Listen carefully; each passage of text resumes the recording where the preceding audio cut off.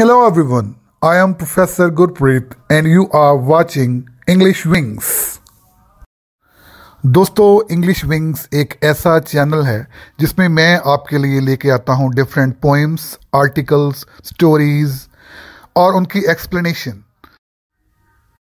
तो प्लीज़ इस चैनल को लाइक कीजिए, इसे सब्सक्राइब कीजिए ताकि आप मेरी वीडियोस को कभी मिस ना कर पाएं। आज मैं जिस पोएम को एक्सप्लेन करने जा रहा हूं वो है goodbye party for miss Pushpa TS by Nissim Ezekiel. Nissim Ezekiel Bharat के उन मशहूर कवियों में से एक हैं जो इंग्लिश में कविताएं लिखते हैं। उनकी पोइट्री का थीम जो होता है वो भारत के भिन्न भिन्न वर्गों के दृश्य पेश करना और अर्बन लाइफ जैसे मुद्दों पर वो कविताएं लिखते हैं।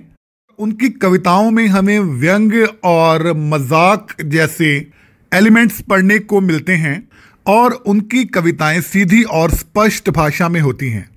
उनको अपने लेखन के लिए पद्मश्री और साहित्य अकादमी अवार्ड जैसे सम्मान भी मिल चुके हैं।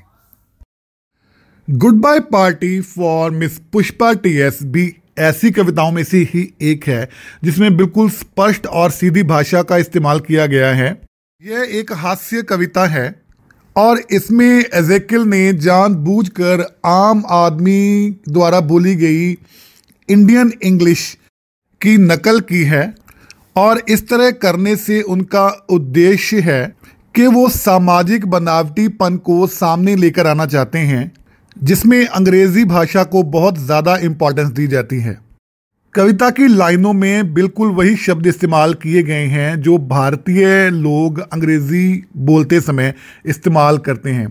भारतीय लोग अंग्रेजी बोलते समय सिंपल प्रेजेंट टेंस की जगह प्रेजेंट कंटिन्यूअस टेंस ज़्यादा इस्तेमाल करते हैं और उसी को इस कविता में दिखाया गया है। तो आइए इस पोएम को पढ़ते हैं और मैं भी इस पोएम का टेक्स्ट पढ़ते समय बिल्कुल वैसे ही बोलने की कोशिश करूंगा जिस तरह कवि ने इस कविता को पेश करने की कोशिश की है। Goodbye party for miss Pushpa T S एक फेयरवेल पार्टी के अराउंड घूमती हुई कविता है जिसमें मिस पुष्पा टीएस जो है वो विदेश जा रही हैं। वो किसी दफ्तर में काम करती हैं और उन्हें विदायगी पार्टी दी जा रही है। उसी दफ्तर का कोई व्यक्ति उनकी विदायगी पर कोई भाषण दे रहा है। वहाँ बहुत सारे दोस्त इकट्ठे हुए हैं मिस पुष्पा के जो उन्हें विदायगी देने के लिए आए हैं, उन्हें अलविदा कहने के लिए आए हैं। और जिस तरह से वक्ता जो इस पार्टी में शामिल है और वो स्पीच दे रहा है मिस पुष्पा के लिए, वो बहुत ही हास्यात्मक हो गुजरती है क्योंकि वक्ता टेंस और पार्ट्स ऑफ स्पीच को बहुत ही गलत तरीके से इस्तेमाल करता है जो कि इस कविता को पढ़ने वाले के लिए और सही अंग्रेजी जानने वालों के लिए हंसी का कारण बन जाती है। तो आइए पढ़ते हैं इस पोएम की stanza wise explanation. Friends, our dear sister is departing for foreign in 2-3 days and we are meeting today to wish her bon voyage. इन शुरुआती लाइंस में वक्ता मिस पुष्पा टीएस के बारे में बोलना शुरू करता है। वो कहता है कि हमारी प्यारी बहन मिस पुष्पा टीएस 2-3 दिन में विदेश जाने वाली हैं और हम सब उन्हें अलविदा कहने के लिए इकट्ठे हुए हैं। डिपार्टिंग फॉर फॉरेन और वी आर मीटिंग जैसे शब्द ये बताते हैं कि वक्ता की अंग्रेज़ी भाषा के बारे में जानकारी इतनी अच्छी नहीं है। जिस तरह से हम हिंदी बोलते हैं वो उसी तरह से हूबहू उन शब्दों को अंग्रेजी में बोलने की कोशिश कर रहा है जो कि गलत है और हंसी का कारण बन रहा है। You are all knowing friends what sweetness is in miss Pushpa. I don't mean only external sweetness but internal sweetness. Miss Pushpa is smiling and smiling even for no reason but simply because she is feeling।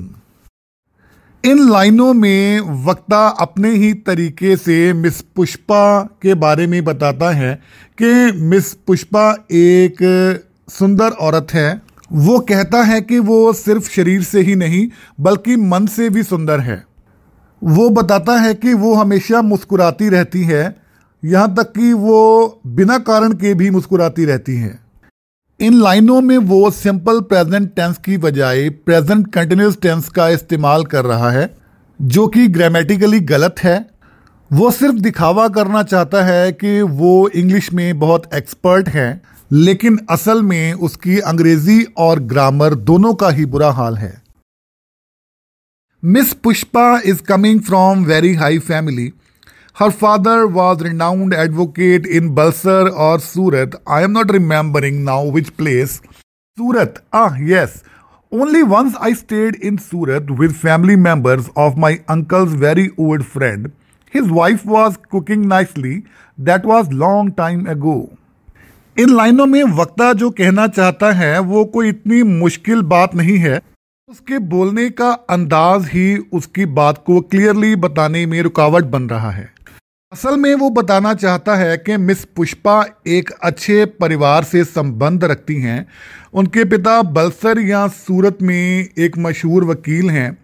वो इन दोनों में से कौन सी जगह वकील हैं उसे याद नहीं रहा, लेकिन फिर उसे अचानक ही याद आता है और वो बताता है कि वो सूरत में वकील हैं और वो वहाँ सिर्फ एक बार ही रहा था।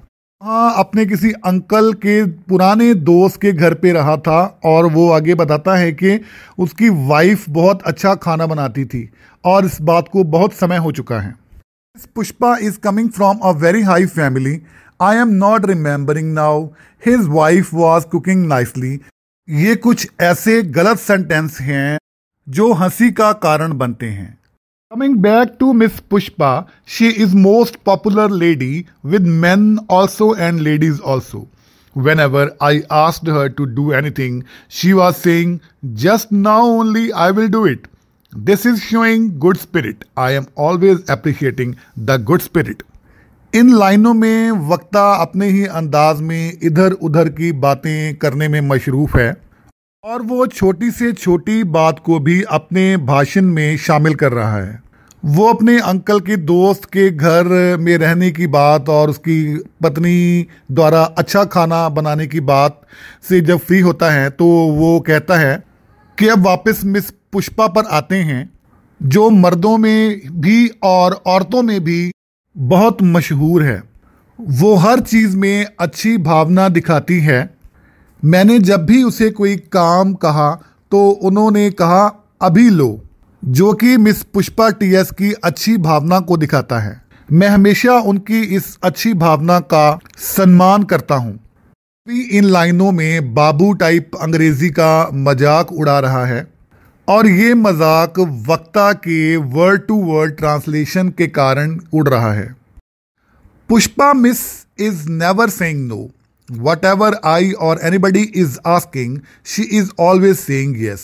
And today, she is going to improve her prospects and we are wishing her bon voyage. Now, I ask other speakers to speak and afterwards, Miss Pushpa will do the summing up.